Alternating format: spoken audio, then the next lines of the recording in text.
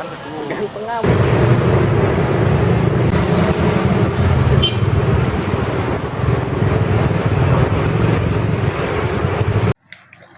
Assalamualaikum warahmatullahi wabarakatuh. Hari ini tanggal 14 April 2020. Saya akan menyampaikan update terakhir di Provinsi Lampung tentang situasi terkini COVID-19. Saat ini Provinsi Lampung mempunyai orang dalam pemantauan ada 2.451 orang, di mana 1.569 orang sudah selesai kita pantau 14 hari dan 881 orang masih dalam pemantauan.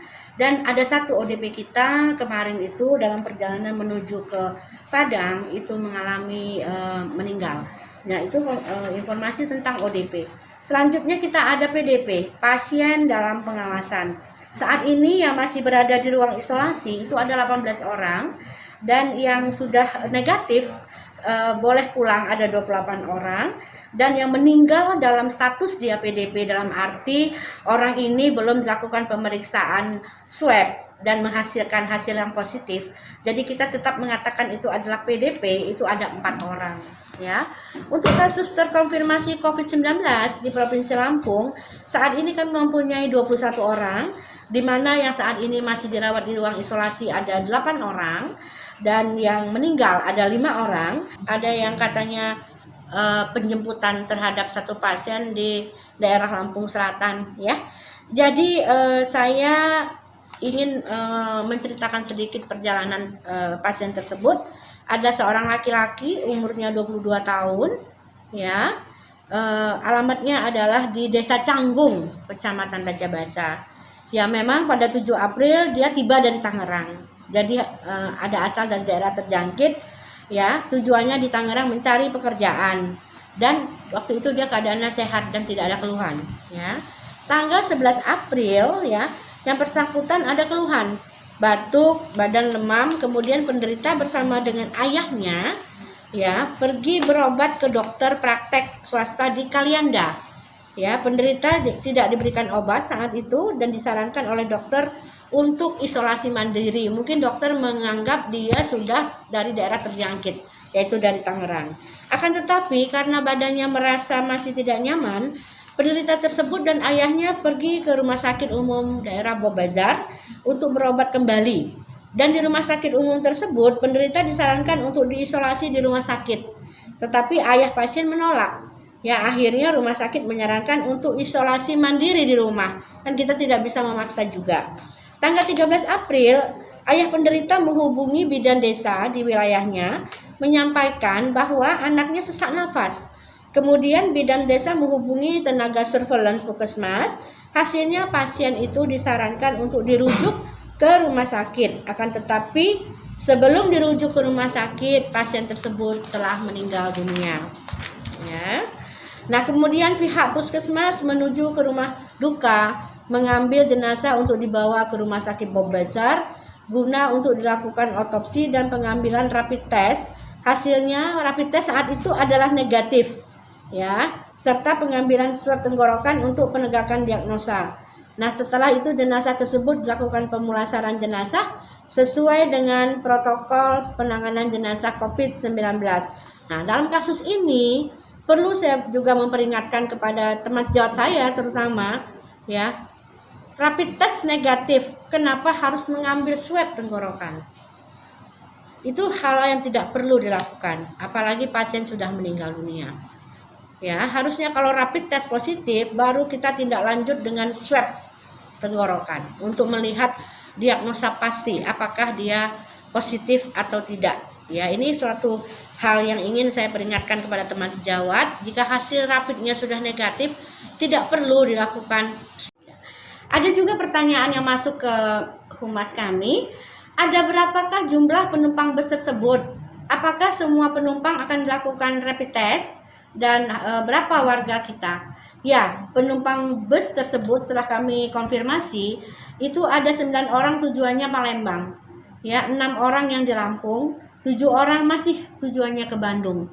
Saya juga tengah malam ditelepon oleh Kadisnaker mengatakan bingung, katanya yang di Palembang itu semuanya positif. Bagaimana ini mau pulang ke Lampung 6 orang? Bagaimana mau dibawa kemana? Saya tidak usah bingung. Saya sampaikan, silakan langsung antar ke Rumah Sakit Banda Negara Husada. Nanti di sana biar mereka istirahat dulu. Besok pagi kita akan lakukan rapid test. Seandainya hasilnya positif, ya mereka harus tetap menginap di Rumah Sakit Banda Negara Husada. Tapi kalau yang tidak, ya kita seperti yang punya kita 6 orang itu kita sudah perbolehkan pulang, tentu dengan edukasi bahwa dia harus karantina mandiri. Ya, jadi kita lakukan rapid test hanya kepada warga Lampung saja. Ya, yang tujuan Bandung pasti juga di sana sudah di screening di bisnya ya, di di tempat bisnya itu pasti sudah di screening juga. Apalagi Jawa Barat itu kan juga penderitanya sangat banyak ya. Mungkin ada satu informasi yang tertinggal, yaitu ada orang tanpa gejala. Ya, sekarang kita juga lebih fokus kepada orang tanpa gejala. Orang tanpa gejala ini adalah orang-orang yang berkontak erat, hubungan erat dengan pasien yang positif COVID-19. Ya, jadi misalnya berada dalam satu ruangan ya, dan juga mungkin dalam satu perjalanan kemana gitu. Nah, saat ini kita ada OTG-nya 65 orang. Ini juga harus kami memberikan pengawasan kepada orang tanpa gejala ini. Ya, karena orang tanpa gejala ini belum tentu dia positif loh, tapi dia berhubungan kontak erat dengan pasien positif COVID-19 ya. Nah, selanjutnya ada pertanyaan, banyak sekali TKI yang pulang ya masuk ke Indonesia dan juga ke Lampung ya. Apakah ada pemantauan katanya terhadap TKI ini? Kami setiap ada TKI, Dinas Tenaga Kerja pasti memberikan notifikasi tentang TKI yang pulang kepada kami ya, dan kami langsung memberikan itu ke petugas surveillance yang ada di 15 kabupaten kota untuk memantau ya para TKI yang pulang ini ya. Dan mereka juga harus karantina mandiri selama 14 hari di rumah, dan dalam pengawasan tentunya dari petugas aparat setempat ya, aparat desa, termasuk juga bidan desa dan petugas surveillance ya. Ini ada pertanyaan, bagaimana kemarin hasil pemeriksaan 6 TKI yang semalam dibawa ke Rumah Sakit Banda Negara Husada. 6 TKI tersebut itu adalah 2 dari Lampung Timur ya, 2 dari Lampung Utara, 1 Lampung Selatan, dan 1 Lampung Tengah. Perlu saya informasikan TKI tersebut tatkala dilakukan tadi pagi rapid test atau RDT, hasilnya adalah negatif ya. Jadi itu informasinya. Tapi sebelum mereka kita perbolehkan dijemput oleh keluarga pulang ke rumahnya, kita edukasi dulu bahwa dia di rumah harus melakukan karantina mandiri selama 14 hari ke depan. Itu sudah kita pesan kepada keluarga yang menjemput, baik juga kepada TKI yang bersangkutan. Ada pertanyaan yang sangat menarik. Apakah pasien PDP yang meninggal yang kita catat sudah 4 orang itu hasil swabnya apa? Ya, saya menjawab, PDP yang meninggal ada 4 kasus. 1 kasus meninggal swabnya negatif yang sudah datang ke kami. Ya, sedangkan 3 kasus masih dalam proses pemeriksaan. Teman-teman media, saya tidak pernah menyembunyikan data. Ya, apapun yang terjadi itulah yang kami sampaikan. Apapun yang ditanya pasti akan kami jawab. Pesan saya hari ini adalah tetap menjaga kesehatan, imunitas, apalagi teman media ini sering sekali saya lihat kalau mengambil berita itu tidak ada social distancingnya.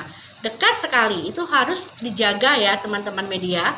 Tetap memperlakukan jaga jarak, tetap menjaga imunitas tubuh ya. Dan yang ketiga, memang teman media ini harusnya menghindari kerumunan. Tapi kayaknya kalau ada kerumunan teman media senang sepertinya.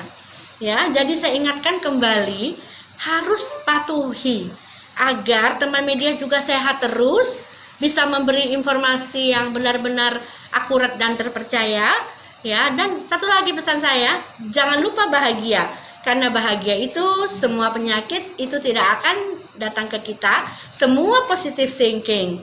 Oke teman media, terima kasih selama ini udah bekerja sama dengan baik ya, dan insya Allah secara bersama. Peran media sangat penting loh di sini juga untuk mengalami kita bersama-sama melalui pandemi COVID-19 ini di Provinsi Lampung. Terima kasih.